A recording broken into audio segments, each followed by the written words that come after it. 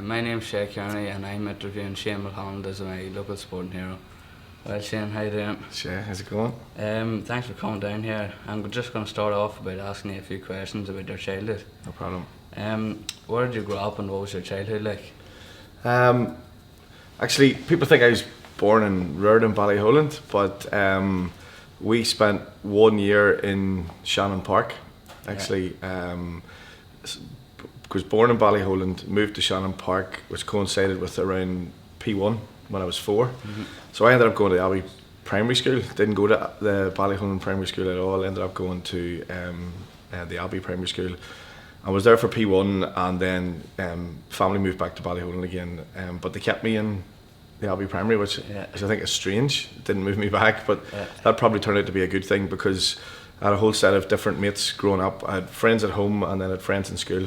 And I suppose upbringing was very normal. It was safe and it was healthy and it was happy. And I have one sister, a small family, and my mum and dad. So in terms of my dad was my hero. He was the person I looked up to and still do as I was growing up. So I had a very happy, healthy childhood as I went through. You say you go to the Abbey Primary there. What secondary school did you go to? So I ended up staying in the Abbey. I got through my 11 plus and ended up going to the Abbey Grammar. Again, the good thing about that was I had a lot of friends in Ballyholland Primary School, and when they were going to grammar school or secondary school, that was a big change for them because it was coming out of Ballyholland, coming into Newry, not knowing lots of people, whereas I had the luxury of having gone from the Abbey Primary. I think in my first year class I had 10 or 12 lads from the Abbey Primary in my class in first year, so it made that whole transition so much easier. But I ended up going through 7 years then in the Abbey Grammar. Did you play any sports for the Abbey and did you win any? Didn't win too much, unfortunately. Played, obviously the Abbey is associated with Gaelic football. There was an attempt part the way through our time there to set up a soccer team in the school, and that was frowned upon. That was one of the teachers tried to do that, and that was a Christian Brothers run school at the time, and it just wasn't happening. Played a bit of basketball up to 5th year, but again, once you hit 5th year, the only focus they had really was about Gaelic football. So ended up just playing McCrory football then. We didn't really win too much. I ran a fast and a corner nog and things like that, but lost 3 McCrory semi-finals, quarter-finals, so never really achieved anything big. I heard that you're over Celtic when you're younger. Could you explain more about that? That was a long time ago. I always played soccer right from 10 or 11. Played for St Bridget's in the Carnby League and played Gaelic as well throughout school and for Ballyholland. And when I was 15, I went to the Milk Cup with the Down team. And at the Milk Cup, I got asked to go down to Portadown youth team. At that time, Newry's team and Newry's youth team was sort of rubbish. So. Not very many locals played for Newry. People went to Glenavon and went to Portadown or went elsewhere. So I went down to Portadown, spent 2-3 years there.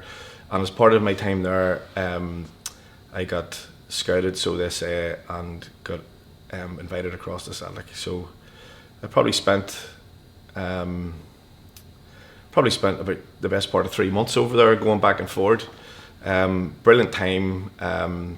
My famous story is I shared a room with Shea Kearney. He was in the same youth team. He was the goalkeeper at the time. He was the same youth team as I was in. And then there came a point where they said, we want you to stay, you need to come and live over here, give up school, all that sort of stuff. Well, they didn't say give up school, but that was more or less what they were insinuating. And I decided to stay at home and do my A-levels and then hope that I would go back again. But I remember Chris Coffey, who's a teacher in the Abbey, I've gotten some advice from him, and he said, do your A-levels, it's very important to get your education, and football will always be there. And it's the worst bit of advice I ever got in my life. Because it didn't happen, they didn't come back. That was my one chance maybe of getting an opportunity to play soccer, and everybody that we know, everybody in Newry would have put your hand off to play for Celtic. Like, so Yeah. it was nice to get there, play a few games for the youth team, had a wee chance to stay on a bit longer, and I didn't take it, and probably regret that quite a lot, because I'm not saying anything would have happened out of it, but I never know, and that's the regret I have. Was it hard playing with people that you didn't know over in Celtic?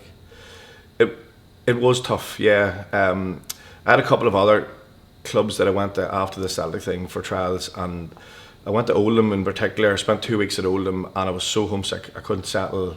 I had no rapport with anybody else. It's kind of funny because you stay in digs, and when the training's over in the morning, they don't do anything else. You go home, and I had nowhere else to go, and so like sitting in a room, just pining to get home. Didn't know anybody, didn't engage with anybody. That was really, really tough. The Celtic thing was much easier because I don't know if it was because it was from Ireland. They were all Scottish lads, but we just got on very well. And you had Shea Kearney there, was from Donegal, so that was good. So I had a much better relationship with those boys than I had possibly with some of the English lads, and maybe that was just a Scottish-Irish thing, I don't know. But no, it wasn't too bad at all, and I could have settled in really well.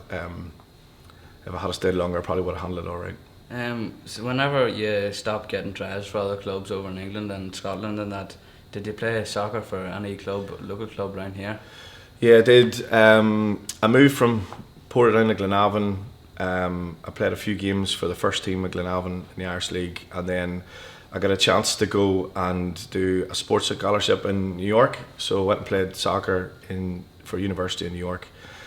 I was supposed to stay for 2 years. I only stayed 1 year, partly because I was a wee bit homesick, partly because the team the second year was rubbish, and I thought there was no point in staying another year. So I came home, and at that point I came home and I got asked onto the Down Senior panel, and I went onto the Down Senior panel. But probably one of the things I regret most is then about a year later I signed up again for another soccer team. I played for Cliftonville for 3 seasons, and I probably did too much. I probably should have just picked one sport and stuck with one sport. I ended up playing 2 sports, and probably people talk about burnout. I probably did get a bit mentally fatigued with the whole thing. I was training every day, and it was just too much, and I probably didn't give my best to either sort of sport. So I suppose in hindsight I should have picked one sport and just ran with that. We're going to move on to your GAA career now. At what age did you start playing Gaelic, and who did you play for? Well, it was always Ballyholland. You know what it's like being from where we live. There's nowhere else to, you're not picking a Newry team. That's where you're from. That's where you're always going to play for. My dad played. It was just natural that's when you would play. And times were different then because you didn't have any under 6s or under 8s or under 10s like you have now. First bit of competitive football was under 12s, and I might have been 9 or 10, and it wasn't necessarily because you were better than anybody. It was just because the numbers were so small, you just had to play. So probably I think my first competitive football was around 10, and then just played for Ballyholland the whole way through my underage career then. Who influenced you to play Gaelic? Well, it was my dad, and it always has been my dad. He was a main player for Ballyholland at that time. He had played a few games for Down. I just always wanted to be like him, always wanted to impress him. He was probably the biggest influence in everything that I've done. People like Owen Quinn, who unfortunately is now passed. He was a big influence on me. Kieran Sands, who's also long gone, was a big influence on me as well in terms of Ballyholland. And in school I had Val Kane as a PE teacher, who was a big influence on me as well, just in terms of driving me on and trying to make me be better and that sort of thing. It was great to have those influences. Did you ever think about quitting Gaelic to play another sport? Yeah, I did, yeah. Went through a few situations like that where, as I've just said, which one should I play? I'm probably not doing well enough for either one. I should make my mind up. It probably came to a head playing for Down when most of the Down games were on a Sunday, most of the soccer games were on a Saturday. I was supposed to play for Cliftonville on a Saturday. Down had a National League match against Derry on the Saturday, and then it was kind of a gun to my head. The Down boys wanted me to play for Down. The soccer boys wanted me to play for Cliftonville.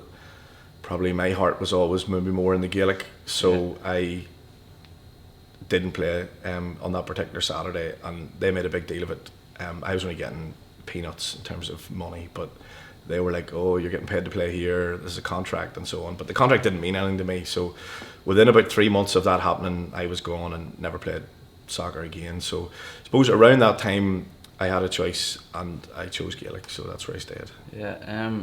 What was the best advice you were given?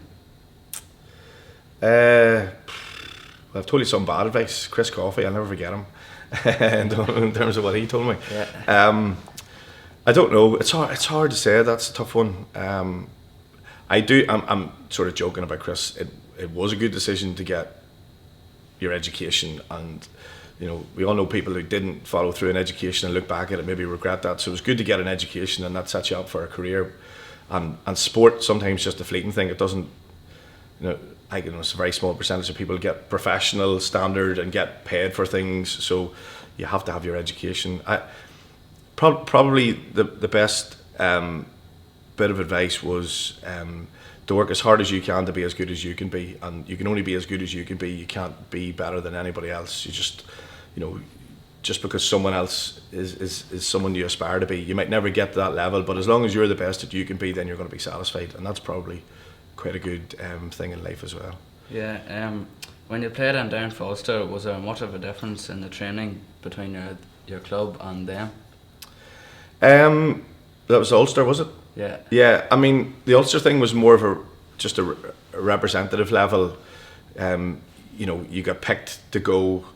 There were 3 fellas from Down. It was me, Micheál McGill and Gregory McCartan, and you went along, you played some matches, 1 or 2 training sessions, but they were more just about matches, and probably the team was picked based on your reputation or your performance in that championship. Probably wasn't anything to do with the actual training sessions. But like the Ulster thing, you come together for a few games, you play a couple of Railway Cup games, and then it's over again, and you go back to your clubs and your own counties again. So not a huge difference in level, but I did get asked into the Australian rules squad. Yeah. There was a group of people picked for that, and then they whittled that down to the group that actually goes and plays for Ireland. That was a big difference. That was a real wake up for me when I saw you were running against people like Anthony Toll and people like that, and they were like, so much more physical, so much fitter. That was just a big gap. You really saw the difference between Down level and Ireland level, and that was a big eye opener for me. Yeah. Who was the best players that you played with and against, and why? It's funny, you play in club games against people who you get it really hard to play against, and they mightn't have big reputations, but some people just stick. I was a forward, so I can think of a few defenders who are really hard to play against. You get hard to get round them. They get up your nose. They just annoy you. You end up fighting with them. There's just people locally that that you would sort of, and then further up levels would be like Kieran McGeeney was probably the hardest player I ever played against. And another fella called James Nallen, who played for Mayo, he was just an unbelievable defender, fit as a fiddle. He ended up scoring more against me than I scored against him, and he was a defender. He was just a super player to play against, and the best player I think I ever played with was James McCartan. He was just something else. His brain worked at a different speed than everybody else's, so he was an actual joy to play with. What was your biggest achievement in playing sport, and why? I think that's hard to, I mean, you look back on things and people talk about medals, and I remember a teacher in school saying, don't be the person who sits on a bar stool and says what could have been and what you could have done. And actually I do a bit of that, unfortunately. There are times when you think I could have done this and I could have done that, and we could have won that, and I meet fellas from school and we talk about we could have won in McCrory, and I meet fellas at Down and we could have won something else, and so there's always regrets. It's just nice to say you've played at that level and you got some sort of medals. I've 3 medals with my club.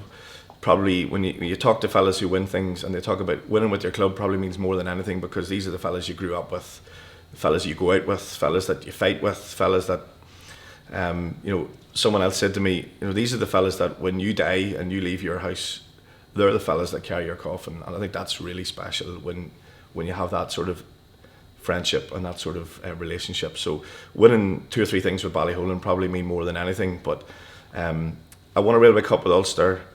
I got a few other representative things that were nice to say you were able to do, but probably in the grand scheme of things, those things with Ballyhole and me more than anything. Yeah. So thank you, Shane, for coming down here today. Not a problem. Thanks for asking me. Thanks, Shea.